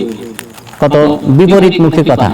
ওমর ইবনুল খাত্তাব রাদিয়াল্লাহু আনহু বলতেন, হে আল্লাহ তুমি আমাকে শাহাদাত দান করো আল্লাহর রাস্তায়, আল্লাহর রাস্তায় জিহাদ করতে গিয়ে আমাকে তুমি শাহাদাত দান করো, তবে মৃত্যু দান করো রাসূল সাল্লাল্লাহু আলাইহি সাল্লামের শহরে মদিনায়। তো আপনি চিন্তা করেন ওমর ইবনুল খাত্তাব রাদিয়াল্লাহু আনহুর যুগে যেখানে রোম এবং পারস্যদেরকে পরাজিত করা হয়েছে এবং এই কাফেরদেরকে এখান থেকে হটিয়ে দেওয়া হয়েছে, তো সুতরাং মদিনার উপর আক্রমণ করার কেউ ছিল না। মদিনাতে যে আক্রমণ করবে এমন দুঃসাহস কোনো ব্যক্তির ছিল না সেই যুগে। তো এমন একটা পাওয়ারফুল ব্যক্তি তিনি দোয়া করতেছেন যে আল্লাহ তুমি আমাকে শাহাদাত দান করো, তোমার রাস্তায় জিহাদরত অবস্থায় তুমি আমার মৃত্যু দান করো, তবে আমার মৃত্যুটা যেন হয় রাসূল সাল্লাল্লাহু আলাইহি ওয়াসাল্লামের শহর মদিনাতে। লোকজন অবাক হতেন যেটা কিভাবে শাহাদাত বরণ, যদি আপনি শাহাদাত বরণ যদি করতে চান অবশ্যই আপনাকে যুদ্ধে যেতে হবে, কোনো মুসলিম যেখানে শত্রুরা রয়েছে সেই সকল অঞ্চলে গিয়ে আপনাকে যুদ্ধ করতে হবে। এখানে মদিনার উপর কোনো কাফের এসে আক্রমণ করবে সেই দুঃসাহসের কারণে। কিন্তু ঠিকই আল্লাহ তাআলা কিন্তু তার দোয়া কবুল করেছেন। আবু লুলু আল মাজুসি সে কিন্তু ফজরের নামাজে ইমামতি করা অবস্থায় 24 হিজরিতে আবু লুলু আল মাজুসি এই ব্যক্তি অগ্নির পূজারী ছিল, সে কিন্তু ওমর ইবনুল খাত্তাব রাদিয়াল্লাহু আনহুকে হত্যা করে। ওমর ইবনুল খাত্তাব রাদিয়াল্লাহু আনহুর উপর আক্রমণ করে, সে ফজরের সালাতে আক্রমণ করার পর এর 3 দিন পর ওমর ইবনুল খাত্তাব রাদিয়াল্লাহু আনহু মারা যান। পাশাপাশি ওই দিনের যে আক্রমণ ছিল সেই আক্রমণে তার যে খঞ্জর ছিল ওই খঞ্জরের 2 পাশে ধার ছিল এবং সাহাবাগণ যখন তাকে পাকড়াও করতে যায় তখন আরো 15 জন সাহাবী মারা যান। তো এরপরে সে নিজেই আত্মহত্যা করে। তো আবু লুলু আল মাজুসি একজন অগ্নির পূজারী, এই কাফেরের হাতে ওমর ইবনুল খাত্তাব রাদিয়াল্লাহু আনহু শাহাদাত বরণ করেছেন। তো ওমর ইবনুল খাত্তাব রাদিয়াল্লাহু আনহু যে দোয়াটা করেছিলেন এটা অনেকের কাছে অকল্পনীয় ছিল এবং সাহাবাগণ তাকে বলতেন এটা কিভাবে সম্ভব যে আপনি শাহাদাত বরণ করবেন আবার আল্লাহ রাসূলের শহরে মদিনায়, এটা কিভাবে সম্ভব? কিন্তু সেটাই আল্লাহ তাআলা কবুল করেছেন এবং একজন কাফেরের হাতে এই আবু লুলু আল মাজুসি সে মুগিরা ইবনে শুআবা রাদিয়াল্লাহু আনহু দাস ছিল এবং সে চক্রান্ত করে ওমর ইবনুল খাত্তাব রাদিয়াল্লাহু আনহুকে হত্যা করে। তো তাহলে সাহাবাগণ তারাও কিন্তু তামান্না করতেন যেন তাদের মৃত্যু মদিনাতে হয় এবং মদিনাতে হলে ফজিলত কি, মদিনাতে যদি কোনো ব্যক্তির মৃত্যু হয় তাহলেও রাসূল সাল্লাল্লাহু আলাইহি ওয়াসাল্লাম সেই ব্যক্তির জন্য কিয়ামত দিবসে সুপারিশ করবেন। সুতরাং আল্লাহ রাসূল সুপারিশ করবেন। আমরা 2টি পয়েন্ট জানলাম, যদি কোনো ব্যক্তি মদিনাতে থেকে যায়, মদিনার যে বালা মুসিবত রয়েছে, রোগ ব্যাধি রয়েছে এবং যত সমস্যা রয়েছে এই সমস্যাকে ধৈর্যের সাথে যদি মোকাবেলা করে এখানে থেকে যায়, তাহলে সেই ব্যক্তির জন্য আল্লাহ রাসূল সুপারিশ করবেন, পাশাপাশি যে ব্যক্তি মদিনাতে মারা যাবে সেই ব্যক্তির জন্য সুপারিশ করবেন। তাহলে বাকিতে দাফন হওয়ার সাথে সম্পৃক্ত না, মদিনাতে মারা গেলেই এবং তার যদি নিয়ত থাকে তাহলেই তার জন্য রাসূল সাল্লাল্লাহু আলাইহি ওয়াসাল্লাম সুপারিশ করবেন। সুতরাং এটা আমাদের বিরাট একটা পাওয়া। এরপর এই মদিনাতে অবস্থান করাটা এটার ফজিলত আমরা জানলাম। এরপর এই মদিনা ছেড়ে চলে যাওয়াটা এটা কিয়ামতের একটা আলামত, যে এই মদিনা ছেড়ে মানুষ এক সময় অন্যান্য শহরে চলে যাবে। এই সম্পর্কে রাসূল সাল্লাল্লাহু আলাইহি ওয়াসাল্লাম ভবিষ্যৎবাণী করেছেন। তিনি বলেন, ইফতাহুল ইয়ামান ফায়াতি কওমুন ইউসিবুন, যে ইয়ামান বিজয় লাভ করবে, ইয়ামান মুসলিমরা বিজয় করবে এবং সেখান থেকে একদল লোক আসবে মদিনায় এসে তারা তাদের যে উট রয়েছে এই উট ভর্তি করে মাল সামানা নিয়ে এবং তাদের যে পরিবার রয়েছে তাদেরকে নিয়ে তারা এই ইয়ামানে চলে যাবে। ওয়াল মাদিনাতু খায়রুল লাহুম লাউ কানু ইয়ালামুন, অথচ মদিনাটা হলো তাদের জন্য কল্যাণকর যদি তারা জানতো। এরপরে বললেন ওয়াতুফতাহুশ শাম ওয়া ইয়াতি কওমুন ইউসিবুন, এবং শাম বিজয় লাভ করবে, বর্তমান যে সিরিয়া বিজয় করা হবে, মুসলিমরা বিজয় করবে, সেখান থেকে একদল লোক আসবে মদিনায় এসে তাদের যে আত্মীয় স্বজন রয়েছে, নিকটাত্মীয় রয়েছে, সেই সকল নিকটাত্মীয় পরিবারের সদস্যদেরকে নিয়ে তারা শাম দেশে চলে যাবে। ওয়াল মাদিনাতু খায়রুল লাহুম লাউ কানু ইয়ালামুন, অথচ মদিনা হলো তাদের জন্য কল্যাণকর যদি তারা জানতো। এরপরে তিনি বললেন অতুফতাহুল ইরাক বিজয় লাভ করবে, মুসলিমরা ইরাক বিজয় করবে এবং সেখান থেকে একদল লোক আসবে, তারা এসে মদিনাতে তাদের যে স্ত্রী ছেলে মেয়ে যারা রয়েছে, নিকটাত্মীয় যারা রয়েছে তাদেরকে নিয়ে এই ইরাকে চলে যাবে, ইরাকে বসবাস শুরু করবে। ওয়াল মাদিনাতু খায়রুল লাহুম লাউ কানু ইয়ালামুন, অথচ মদিনাটা হলো তাদের জন্য কল্যাণকর যদি তারা জানতো। সুতরাং রাসূল সাল্লাল্লাহু আলাইহি ওয়াসাল্লাম এখানে কিন্তু সাহাবাদেরকে উদ্বুদ্ধ করেছেন। তিনি খন্দক যুদ্ধে শুভ সংবাদ দিয়েছিলেন যে মুসলিমরা রোম এবং পারস্য বিজয় করবে। রোম বর্তমান যে ইটালি, তারা কিন্তু ইটালি থেকে এসে এই সিরিয়া, ফিলিস্তিন এই সকল, এমনকি তাবুকের এই অঞ্চল, তাবুক যেটা সৌদি আরবের অন্তর্ভুক্ত, এই তাবুক সহ তারা শাসন করত। তো রাসূল সাল্লাল্লাহু আলাইহি ওয়াসাল্লাম ভবিষ্যৎবাণী করলেন খন্দক যুদ্ধে ৫ম হিজরিতে, যখন তাদের পেটে পাথর বাঁধা ছিল, যখন খাবার খাওয়ার মতো তাদের অবস্থা ছিল না, পেটে পাথর বেঁধে যারা এই পরীক্ষা খনন করতেছিলেন, সেই সময় রাসূল সাল্লাল্লাহু আলাইহি ওয়াসাল্লাম সাহাবাদেরকে ভবিষ্যৎবাণী করলেন যে তোমরা অচিরেই বিজয় করবে এই রোম এবং পারস্য, বর্তমান যে ইরান এই অগ্নির পূজারী, এদেরকে তোমরা পরাস্ত করবে, তোমরা এই দুই অঞ্চল বিজয় লাভ করবে। তো সেই ভবিষ্যৎবাণী পরবর্তীতে কার্যকর হয়েছে ওমর ইবনুল খাত্তাব রাদিয়াল্লাহু আনহু যুগে। আবু বকর রাদিয়াল্লাহু আনহু তিনি মাত্র ২.৫ বছর খলিফা ছিলেন, এরপর তিনি মারা যান। তো এই ২.৫ বছরের মধ্যেই তিনি কিন্তু রোম এবং পারস্য দুটি রাষ্ট্রের সাথেই কিন্তু যুদ্ধ বাঁধিয়েলেন। খালিদ বিন ওয়ালিদ রাদিয়াল্লাহু আনহুর নেতৃত্বে, আবু উবাইদা আমির ইবনুল জাররাহ রাদিয়াল্লাহু আনহুর নেতৃত্বে, পাশাপাশি মোট ১১ জন সৈনিকের নেতৃত্বে, ১১ জন সেনাপতির নেতৃত্বে ১১টি পতাকাবাহী সৈন্য তিনি প্রেরণ করেন এই দুই অঞ্চলে, এবং এক এক করে তারা এই অঞ্চলগুলি বিজয় শুরু করেন। আবু বকর রাদিয়াল্লাহু আনহুর ২.৫ বছরে যতটুকু সম্ভব হয়েছে তিনি বিজয় করেছেন। এরপর ওমর ইবনুল খাত্তাব রাদিয়াল্লাহু আনহু আসলেন, তিনি খালিদ বিন ওয়ালিদ রাদিয়াল্লাহু আনহুর মাধ্যমে এবং পাশাপাশি আবু উবাইদা আমির ইবনুল জাররাহ রাদিয়াল্লাহু আনহুর মাধ্যমে তিনি বাকি কাজটা সম্পূর্ণ করেছিলেন। তো এই যে বিজয় এটা হয়েছিল, বিজয় হওয়ার পর এখানে যে সকল সাহাবাগণ, এই সকল সাহাবাগণ তো মদিনা থেকেই তারা অংশগ্রহণ করেছিলেন এই সকল অঞ্চল বিজয় করতে। তো এই মদিনায় যে সকল সাহাবা বসবাস করতেন, সেই সকল অনেক সাহাবী তারা কিন্তু এই সকল বিজিত অঞ্চলে বসবাস শুরু করেন। বিশেষ করে আনাস বিন মালিক রাদিয়াল্লাহু আনহু তিনি ইরাকে বাসরাতে বসবাস শুরু করলেন। এরপর আব্দুল্লাহ ইবনে মাসউদ রাদিয়াল্লাহু আনহু তিনি কুফাতে বসবাস শুরু করলেন। তবে এটার প্রয়োজন ছিল, যেহেতু এই সকল অঞ্চলের লোকজন নতুন ইসলাম গ্রহণ করেছে, সুতরাং তাদেরকে দ্বীন শিক্ষা দেওয়ার ক্ষেত্রে অবশ্যই সাহাবাদের প্রয়োজন ছিল। তো সেই দৃষ্টিকোণ থেকে সাহাবাগণ বিভিন্ন অঞ্চলে বসবাস শুরু করেন। তো রাসূল সাল্লাল্লাহু আলাইহি ওয়াসাল্লাম ভবিষ্যৎবাণী করেছিলেন, আল মাদিনাতু খায়রুল লাহুম লাউ কানু ইয়ালামুন, তারা যে মদিনা ছেড়ে চলে যাবে এটার চেয়ে তাদের জন্য উত্তম ছিল মদিনাতে বসবাস করা। এছাড়াও রাসূল সাল্লাল্লাহু আলাইহি ওয়াসাল্লাম আরো বলেছেন, তুফতাহুল মুদুন, বিভিন্ন শহর বিজয় হবে, বিজয় হওয়ার পর যারা বিজয় করবেন তারা আসবেন, তার চাচাতো ভাইয়ের কাছে, নিকটাত্মীয়র কাছে। এরপর তাদের কাছে এসে বলবে হালুম্মা ইলা রাখা, হালুম্মা ইলা রাখা, ছুটে চলো স্বাচ্ছন্দ্যতার দিকে, সচ্ছলতার দিকে, সম্পদের দিকে তোমরা ছুটে চলো। অর্থাৎ যে সকল অঞ্চল বিজয় হয়েছে, কুফা, বসরা, ইরাক, হাজরামাউত, এই সকল অঞ্চল উন্নত অঞ্চল, তোমরা ছুটে চলো এই সকল অঞ্চলে, আমাদের জীবনযাত্রার মান পরিবর্তন হয়ে যাবে।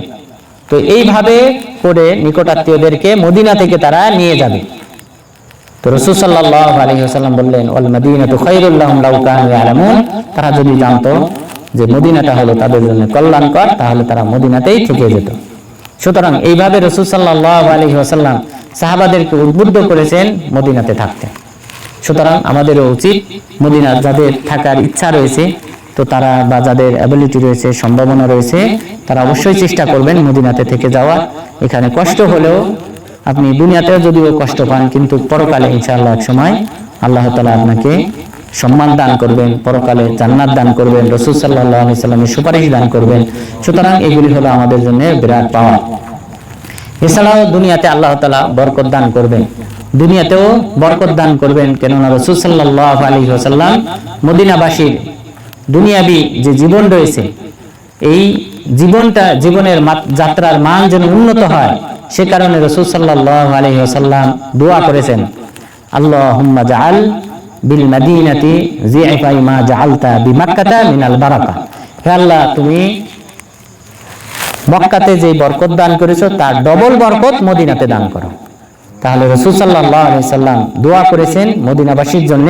এটা দুনিয়াবি কল্যাণ, দুনিয়াবি কল্যাণের জন্য দোয়া করেছেন যে হে আল্লাহ, তুমি মদিনায় যারা বসবাস করে তুমি তাদেরকে দ্বিগুণ বরকত দান করো। যে সকল ব্যক্তিদেরকে তুমি মক্কায় বরকত দিয়েছো, এর চেয়ে ডবল বরকত দান করো মদিনাবাসীর উপর। এরপর তিনি আরো বলেছেন আল্লাহুম্মা জাআল আল বারাকাতা ফি মুদ্দিনা ওয়া সাইনা। হে আল্লাহ, তুমি আমাদের যে মুদ রয়েছে, সা রয়েছে, সেই মুদ এবং সাতে তুমি বরকত দান করো। মুদ এবং সা এটা হলো পরিমাপ করা, ফলমূল এবং ফসল পরিমাপ করার একটা পরিমাপক। তো সুতরাং এখানে আল্লাহ রাসূল প্রকৃত পক্ষে দোয়া করেছেন যেন আমাদের এই মদিনাবাসীর ফসল ফলমূলে যেন বরকত দেওয়া হয়, সেই দোয়া করেছেন। এবং এই দোয়াটা রাসূল সাল্লাল্লাহু আলাইহি ওয়াসাল্লাম কয়েক জায়গায় করেছিলেন। প্রথম যে আয়েশা রাদিয়াল্লাহু আনহার হাদিস, সেই হাদিসে বোঝা যায় যে ইসলামের প্রাথমিক যুগে হিজরত করার পরই রাসূল সাল্লাল্লাহু আলাইহি ওয়াসাল্লাম সেই দোয়া করেছিলেন। এরপর আপনারা তুর্কি মসজিদ চেনেন, তুর্কি মসজিদের পাশে ওখানে যে ঘেরাও দেওয়া রয়েছে, রেল স্টেশন, পুরাতন যে রেল স্টেশন পড়ে আছে, ওখানে দেখবেন একটা মসজিদ আছে, ছোট একটা মসজিদ আছে। ওই দেওয়ালের ভিতরে ছোট একটা মসজিদ দেওয়া আছে। এই মসজিদটাকে বলা হয় মসজিদুস সুকিয়া।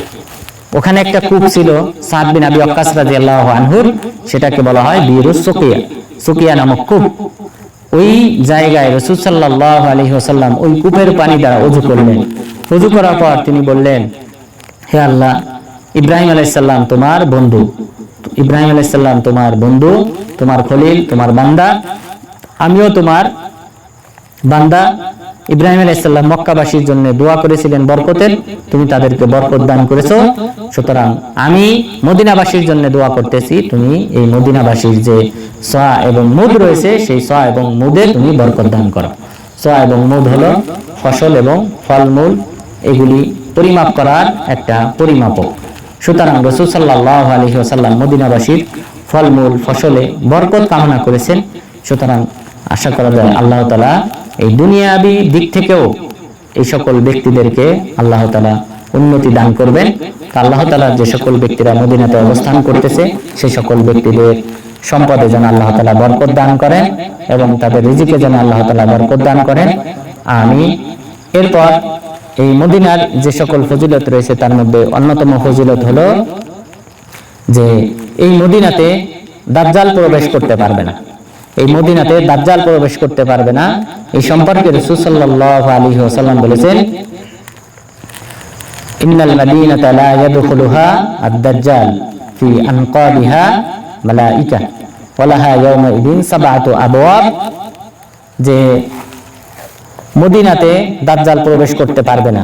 মদিনার 7টি গেট থাকবে।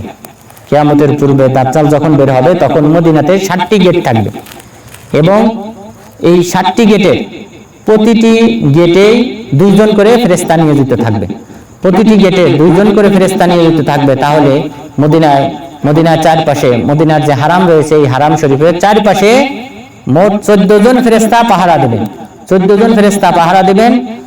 এবং এই 14 জন ফেরেশতা এই দাজ্জাল যখন চারপাশ দিয়ে প্রবেশের চেষ্টা করবে তখন তাকে ফিরিয়ে দেওয়া হবে। আর দাজ্জাল কোন পর্যন্ত এসে পৌঁছাবে সেই সম্পর্কে আমাদেরকে একটা ধারণা দেওয়া হয়েছে। সহিহ মুসলিমের রাওয়াতে বলা হয়েছে ইয়াংজিলু দুবুরা উহুদ, এই যে উহুদ পাহাড় রয়েছে এই উহুদ পাহাড়ের পিছনে সে অবস্থান করবে, উহুদ পাহাড়ের পিছনে অবস্থান করবে। তাহলে আপনারা এই যে তাহলে উহুদ পাহাড়ের পিছনে বলতে এই যে সোখারাত যে অঞ্চল, এই অঞ্চলটার কোনো এক জায়গায় সে আসবে এবং আসার পর তখন ফেরেশতাগণ তখন তাকে শাম দেশের দিকে তাড়িয়ে দিবেন। ফেরেশতাগণ তাকে শাম দেশের দিকে তাড়িয়ে দিবেন এবং সেখানে যাওয়ার পর ঈসা আলাইহিস সালাম তাকে হত্যা করবে। তাহলে সে মদিনায় প্রবেশের বারবার চেষ্টা করবে কিন্তু সে প্রবেশ করতে পারবে না এবং উহুদের এই পাদদেশে এখানে সে অবতরণ করবে, এখান থেকে ফেরেশতাগণ তাড়িয়ে দিবেন। আরেকটি রাওয়াতে বলা হয়েছে যে জুরুফ, এই যে জুরুফ রয়েছে এই জুরুফ অর্থাৎ বাদশার বাড়ির এই পাশের যে অঞ্চলটা রয়েছে এই অঞ্চলের কোনো এক জায়গায় সে আসবে, কোনো এক জায়গায় আসবে, আসার পর সে আওয়াজ দেবে এবং তার এই আওয়াজ শুনে মদিনাতে যদি কোনো মুনাফিক থাকে, কাফের থাকে, তাহলে এই মুনাফিক কাফের তার আওয়াজ শুনে তাকে অনুসরণ করে মদিনা থেকে বের হয়ে যাবে। তাহলে আমরা 2টা স্থান জানলাম যে মদিনার কোন সাইডে দাজ্জালের আসার সম্ভাবনা রয়েছে। সহিহ মুসলিমের রাওয়াতে বলা হয়েছে এই উহুদ পাহাড়ের এই পাশে এবং জুরুফের এই পাশে, অপর রাওয়াতে বলা হয়েছে। সুতরাং এই অঞ্চলের যে কোনো এক অঞ্চলে সে আসবে অথবা সে বারবার চেষ্টা করবে এই 2 অঞ্চলের 2 পাশ দিয়েই সে ঢোকার চেষ্টা করবে মদিনায়, কিন্তু ফেরেশতাদের বাধার মুখে সে শাম দেশে ফিরে যেতে বাধ্য হবে। এবং এখানে যদি কোনো মুনাফিক ওই সময় থেকেও থাকে তাহলে এই সকল মুনাফিকরা তাকে অনুসরণ করবে। তাহলে দাজ্জাল এখানে প্রবেশ করতে পারবে না। এরপর দাজ্জাল প্রবেশ মূলত 4টি স্থানে প্রবেশ করতে পারবে না। দাজ্জাল প্রকৃতপক্ষে 4টি স্থানে 4টি মসজিদে প্রবেশ করতে পারবে না। প্রথম মসজিদ হলো বাইতুল্লাহ কাবা ঘরে, এখানে সে প্রবেশ করতে পারবে না। দ্বিতীয় মসজিদ হলো মসজিদে নববী তথা নববীর যে হারাম রয়েছে এই সীমানার মধ্যে, নিষিদ্ধ অঞ্চলের এই সীমানার মধ্যে সে প্রবেশ করতে পারবে না। এরপর তৃতীয় মসজিদ হলো বাইতুল মাকদেস, এই বাইতুল মাকদেসে সে প্রবেশ করতে পারবে না। আর চতুর্থ মসজিদ হলো তুর পর্বতে, ওই মসজিদটা এখন আছে কিনা আমরা বলতে পারি না, কিন্তু ওই তুর পর্বতের ওখানে একটা মসজিদ থাকবে। সেই সময় দাজ্জাল যখন প্রবেশ করবে, যখন আগমন ঘটবে সেই সময় ওই দাজ্জাল ওই তুর পর্বতের ওই মসজিদে সে প্রবেশ করতে পারবে না। তাহলে এই 4টি মসজিদে দাজ্জাল প্রবেশ করতে পারবে না। আর পৃথিবীর বাকি সকল অঞ্চলে সে দাপিয়ে বেড়াবে এবং সে পৃথিবীতে অবস্থান করবে মাত্র 40 দিন। প্রথম দিন হবে 1 বছরের সমান, প্রথম দিন হবে 1 বছরের সমান, এরপর দ্বিতীয় দিন হবে 1 মাসের সমান, এরপর পরের দিন হবে 1 সপ্তাহের সমান, এরপরের বাকি দিনগুলি হবে স্বাভাবিক যে দিন রয়েছে এরকম। তার মানে বোঝা যায় যে 1 বছর পর্যন্ত সূর্য কি হবে না, অস্ত যাবে না। দাজ্জালের ওই মুহূর্তে প্রথম যখন সে বের হবে ওই 1 বছর পর্যন্ত সূর্য অস্ত যাবে না এবং এটা একটা দিন থাকবে। তার মানে দাজ্জালের ফিতনা কিন্তু বিরাট ধরনের একটা ফিতনা। সে ওই একদিন তথা 1 বছরের সমান এই দিনগুলিতে সে কি করবে, মানুষকে ঈমান হারা করবে। আল্লাহ তাআলা তার হাতে জান্নাত দান করবেন, এক রাওয়াতে বলা হয়েছে পানি দান করা হবে, আগুন দেওয়া হবে। তো সে বলবে আমার হাতে জান্নাত এবং আমার হাতে জাহান্নাম। তো এইভাবে সে দাবি করবে এবং মানুষকে হত্যাও করতে পারবে, হত্যা করে পুনরায় জীবিত করতে পারবে। এমনকি মদিনাতে এটা ঘটবে যে মদিনাতে যখন সে দাজ্জাল আসবে, দাজ্জাল আসার পর সে মদিনাতে যখন প্রবেশের চেষ্টা করবে প্রবেশ করতে পারবে না। এবং এখানে যে সকল মানুষ সমবেত হবে, জড়ো হবে, অর্থাৎ দাজ্জাল তো তার যে অনুসারী রয়েছে, ইহুদিরা রয়েছে এবং খাওয়ারেজরা রয়েছে, এই যে সকল অনুসারী থাকবে সেই সকল অনুসারী নিয়েই সে চলাফেরা করবে। তো সে যখন এই মদিনাতে আসবে তখন এখানকার এক যুবক, ইমানদার এক যুবক, সে বলবে যে তুমি দাজ্জাল, যেই সম্পর্কে আমাদেরকে ভবিষ্যৎবাণী করা হয়েছে তুমি সেই দাজ্জাল। তখন সে বলবে যে আমি তোমাদের রব, তোমরা কি বিশ্বাস করবে যদি আমি তাকে হত্যা করি এবং পুনরায় জীবিত করি? তখন তার অনুসারী যারা থাকবে তারা বলবে হ্যাঁ আমরা বিশ্বাস করি। তখন সে এই যুবককে হত্যা করবে, হত্যা করে পুনরায় জীবিত করবে। জীবিত করার পর তার অনুসারীরা বলবে যে হ্যাঁ সে রব, এই কারণে সে তাকে হত্যা করেছে এবং জীবিত করেছে। তখন ওই যুবক বলবে এখন আমার ঈমান আরো বৃদ্ধি পেয়েছে, আমি এখন নিশ্চিত হয়েছি যে তুমি সেই দাজ্জাল, কেননা তুমি আমাকে আর পুনরায় হত্যা করতে পারবে না। তখন সে দাজ্জাল পুনরায় তাকে হত্যা করার চেষ্টা করবে, হত্যা করতে পারবে না। তাহলে দাজ্জালকে আল্লাহ তাআলা মাত্র একবার হত্যা করার সক্ষমতা দান করবেন, একবার জীবিত করার সক্ষমতা দান করবেন, কিন্তু সে পুনরায় দ্বিতীয়বার আর হত্যা করতে পারবে না এবং তাকে পুনরায় আর জীবন দিতে পারবে না। তাহলে এইভাবে দাজ্জালকে মদিনায় প্রবেশ থেকে বাধা দেওয়া হবে এবং পাশাপাশি আত-তাউন মহামারী মদিনায় প্রবেশ করবে না। রাসূল সাল্লাল্লাহু আলাইহি ওয়াসাল্লাম বলেছেন, আলা আনকাবিল মাদিনাতি মালাইকা লা ইয়াদখুলুহা দাজ্জাল ওয়ালা তাউন। মদিনার প্রতিটি গেটে গেটে ফেরেশতাগণ পাহারাদার হিসেবে থাকবেন, সুতরাং তাউন মহামারী প্রবেশ করবে না, পাশাপাশি দাজ্জালও প্রবেশ করতে পারবে না। তাহলে দাজ্জাল এবং মহামারী প্রবেশ করতে পারবে না, রাসূল সাল্লাল্লাহু আলাইহি সাল্লাম এই ভবিষ্যৎবাণী করলেন। তাহলে তাউন কি? আমরা দেখেছি যে বিভিন্ন ধরনের আলেম, বিশেষ করে বিদাতি আলেমরা, যখন করোনা যখন শুরু হলো তখন না জেনে বিদাতি আলেমরা বলা শুরু করলো যে এই মহামারী, এই করোনা, এটা মক্কা মদিনায় প্রবেশ করবে না। কিন্তু ঠিকই মক্কা মদিনায় প্রচুর ব্যক্তি আক্রান্ত হলো এবং মাজাল কোম্পানি, বর্তমান যে মাজাল কোম্পানি রয়েছে, এই মাজাল কোম্পানি যারা পরিষ্কার পরিচ্ছন্নতার কাজে যারা নিয়োজিত, সেখানে আমি বহুবার গিয়েছি। এই ওয়াজারা সিহিয়া স্বাস্থ্য মন্ত্রণালয়ের সাথে তারা আমাকে নিয়ে যেত এইখানকার লোকদেরকে সতর্ক করার জন্য করোনার বিষয়ে। তো সেখানে আমরা বহু রিপোর্ট পেয়েছি যে বাংলাদেশি অনেক ভাই মারা গিয়েছে করোনায় আক্রান্ত হয়ে। তো মদিনাতে এটা কিন্তু ঘটেছে, কিন্তু আমাদের দেশের মানুষ আসলে কোনটাকে তাউন বলা হয়, মহামারী বলা হয়, আর কোনটাকে সাধারণ ওয়াবা বলা হয়, এই দুইটার মধ্যে, তাউন এবং ওয়াবা, এই দুইটার মধ্যে পার্থক্য না করে তারা কিন্তু ফতোয়া দিয়েছে এবং তাদের কথা মিথ্যা প্রমাণিত হয়েছে। তো তাউন হলো যেই মহামারীটা, তাউনের আলামত হলো যেই মহামারীটা মানুষের বগলে, হাতে অথবা পায়ে, মানুষের বগলে, হাতে অথবা পায়ে গোটার মতো প্রকাশ পায়, বিষ ফোড়ার মতো প্রকাশ পায়, সেটাকে বলা হয় তাউন। এবং এই তাউনের মাধ্যমে একজন থেকে আরেকজনের মাঝে ছড়িয়ে পড়ে এবং এর মাধ্যমে মৃত্যু হয়। তাহলে তাউন নামক যে মহামারী, সেই মহামারীটার আলামত হলো ফোড়ার মতো হবে এবং এটা মানুষের বগলেও হতে পারে, হাতে হতে পারে, পায়ে হতে পারে। বিশেষ করে এই স্থানগুলির কথা হাদিসে উল্লেখ করা হয়েছে, এই স্থানগুলিতে সাধারণত এই মহামারীটা প্রকাশ পাবে। সুতরাং সেই মহামারী মদিনাতে প্রবেশ করবে না। কিন্তু এমনি সাধারণ যে ওয়াবা, যে বিভিন্ন ব্যক্তির মাঝে কোনো একটা রোগ ছড়িয়ে পড়ে, এই সাধারণ রোগ এটা কিন্তু ছড়াবে। আর তাউন এটা কিসের মাধ্যমে ছড়ায়? এই মহামারী তাউনটা, যেই ফোড়ার মতো যে রোগটা, সেটাও হাদিসে উল্লেখ করা হয়েছে, ওয়াখজুম মিনাশ শাইতান, যে এটা হলো জিন জাতির আঘাত, জিন শয়তানদের আঘাতে এই মহামারীটা ছড়ায়, তাউনটা ছড়ায়। 18 হিজরিতে এই মহামারী দেখা দেয় এবং এই মহামারীতে বড় বড় সাহাবী, অসংখ্য সাহাবী যারা শাম দেশে ছিলেন, সিরিয়াতে ছিলেন, সে সকল সাহাবাগণ মারা যান। তাদের মধ্যে আবু উবাইদা আমির ইবনুল জাররাহ, মুআয ইবনে জাবাল রাদিয়াল্লাহু আনহু, যাদের ব্যাপারে উমর ইবনুল খাত্তাব রাদিয়াল্লাহু আনহু মারা যাওয়ার আগে তিনি যখন আহত হন, তখন তিনি তামান্না করেছিলেন, আজকে যদি আবু উবাইদা আমির ইবনুল জাররাহ জীবিত থাকতেন, আমি তার হাতে খিলাফত ছেড়ে দিতাম। আজকে যদি মুআয বিন জাবাল রাদিয়াল্লাহু আনহু জীবিত থাকতেন, আমি তার হাতে খিলাফত ছেড়ে দিতাম। অর্থাৎ তিনি কিন্তু যারা জীবিত ছিলেন তাদের কাছে কিন্তু খিলাফত ছেড়ে দেন নাই। তিনি বলেছেন 6 জনের একটা সদস্য কমিটি বানিয়ে দিয়েছেন, শুরা সদস্য, তাদেরকে বলেছেন তোমরা চয়ন করো। উনি কিন্তু দায়িত্ব নেন নাই, কিন্তু উনি বলেছেন যদি আবু উবাইদা আমির ইবনুল জাররাহ জীবিত থাকতেন, আমি কিন্তু তার হাতে খিলাফত ছেড়ে দিতাম। অর্থাৎ তিনি এতটা কনফিডেন্স ছিলেন যে তার মধ্যে সেই যোগ্যতা আছে যে মুসলিমদেরকে কিভাবে পরিচালনা করতে হবে, সেই যোগ্যতা তার মধ্যে আছে। এই কারণে তিনি কিন্তু এই কথা বলেছিলেন। আর তিনি সেই সাহাবীও কিন্তু মারা গিয়েছিলেন এই মহামারীতে। তো সুতরাং মহামারী প্রবেশ করবে না। আর ওয়াবা, যেটা সাধারণ ছোঁয়াচে রোগ, এই সাধারণ ছোঁয়াচে রোগ এটা কিন্তু মদিনাতে প্রবেশ করবে এবং করেছে, আমরা যেটা দেখেছি করোনার সময়। সুতরাং এটার ক্ষেত্রে হাদিসে উল্লেখ হয় নাই। হাদিসে যেটা বলা হয়েছে তাউন, আর তাউনটা বলা হয় যে ফোড়া জাতীয় মহামারী, যেই ফোড়ার মাধ্যমে একাধিক মানুষের মৃত্যু হয়, সেই মহামারীটা মদিনাতে প্রবেশ করবে না।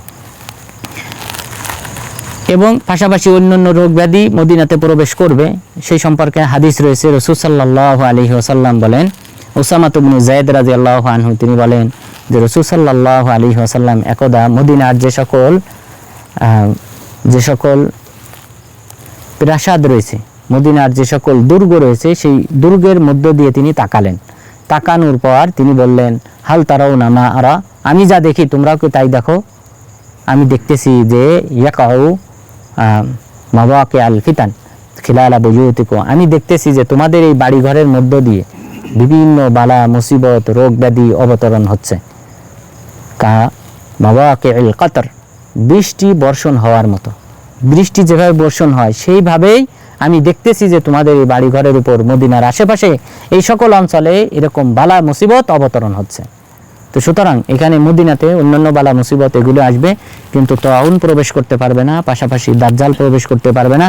এবং মদিনার আমরা কয়েকটি নাম জানলাম, এবং পাশাপাশি মদিনার যে সীমারেখা রয়েছে 15 কিলোমিটার ব্যাপী বা 12 মাইল ব্যাপী, সেই সীমানা সম্পর্কেও আমরা ধারণা পেলাম।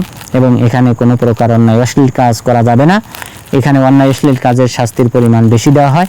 এবং পাশাপাশি অন্যান্য জায়গায়ও অন্যায় অশ্লীল কাজ করা হারাম, তবে এখানে করলে তার শাস্তির পরিমাণ বেশি। এখানে কোনো প্রকার বিদআতের প্রচলন ঘটানো যাবে না। যদি কোনো ব্যক্তি বিদআতের প্রচলন ঘটায়, তাহলে সেই ব্যক্তির উপর আল্লাহ তাআলার অভিশাপ, ফেরেশতাদের অভিশাপ এবং সমগ্র মানব জাতির অভিশাপ। এবং পাশাপাশি অন্য হাদিসে বলা হয়েছে, লা ইউকবালু মিনহু সারফুন ওয়ালা আদল, তার ফরজ এবং নফল কোনো ইবাদতই কবুল হবে না, তার ফরজ এবং নফল ইবাদত কোনোটাই কবুল হবে না যদি মদিনাতে সে বিদআত করে। এরপর পাশাপাশি আমরা জানলাম যে মদিনায় আল্লাহ তাআলা বরকত দান করেছেন, এবং রাসূল সাল্লাল্লাহু আলাইহি ওয়াসাল্লাম দোয়া করেছেন মক্কার চেয়ে যেন দ্বিগুণ বরকত দেওয়া হয় মদিনাতে। এবং পাশাপাশি মদিনাতে থাকার জন্য আমাদেরকে উদ্বুদ্ধ করা হয়েছে, পাশাপাশি মদিনাতে মৃত্যু পর্যন্ত থাকতে বলা হয়েছে। এবং এখানে যদি কোনো ব্যক্তির মৃত্যু হয়, তার যদি নিয়ত থাকে, ইখলাস থাকে, তাহলে আল্লাহ তাআলা রাসূল সাল্লাল্লাহু আলাইহি ওয়াসাল্লামের সুপারিশ পাওয়ার তৌফিক দান করবেন। তো আল্লাহ তাআলা যেন আমাদেরকে এই মদিনার যে ফজিলত নিয়ে আমরা এই সপ্তাহে আলোচনা শুরু করেছি, তো আল্লাহ তাআলা যেন এই মদিনার ফজিলত জেনে সেই অনুযায়ী আমল করার তৌফিক দান করেন, আল্লাহ তাআলার নৈকট্য অর্জন করার তৌফিক দান করেন। আমিন। ওয়া সাল্লাল্লাহু আলা নাবিয়িনা মুহাম্মদ ওয়া আলা আলিহি ওয়া সাহবিহি আজমাইন।